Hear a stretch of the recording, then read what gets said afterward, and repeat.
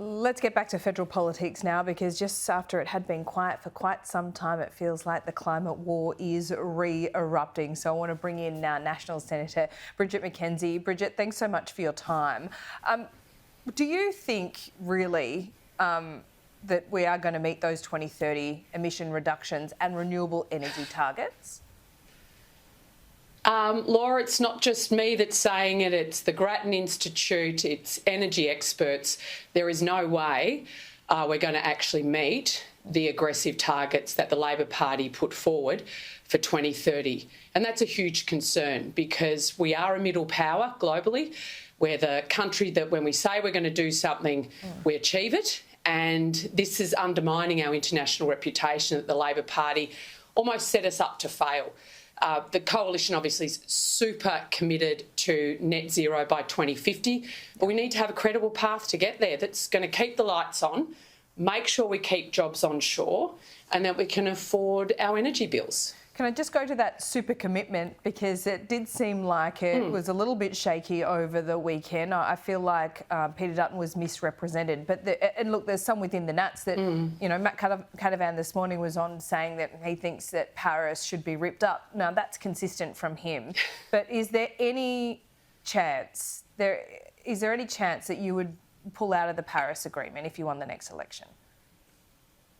Oh, absolutely not, Laura. And I can tell you from the National Party leadership, from the Liberal Party leadership, from our party rooms, we are committed to net zero by 2050. Yep.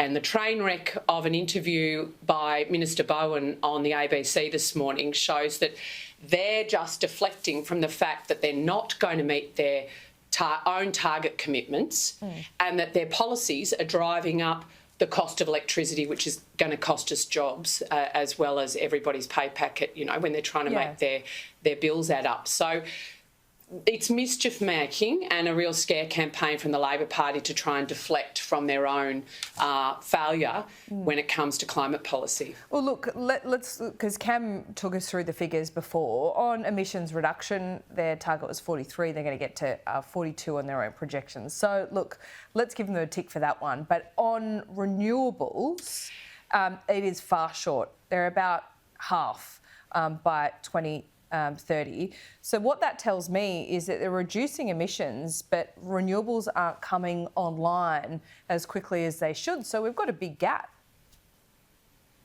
A massive gap, Laura, and you know, those timeframes to close coal-fired power stations aren't changing, and you've got to replace this energy where our energy demand is going up over time because we have more people and we want to be more productive, etc. And that means we need to have the supply online, and the fact that renewable projects are being held up for environmental concerns, they haven't consulted with traditional owners, let alone with local communities, shows that this 100% renewable strategy, the only country in the world that's attempting this, by the way, is failing. You know, I went to COP28 in Dubai last year, and the world was really struggling with the reality of how do we actually get to net zero? Can we meet our commitments?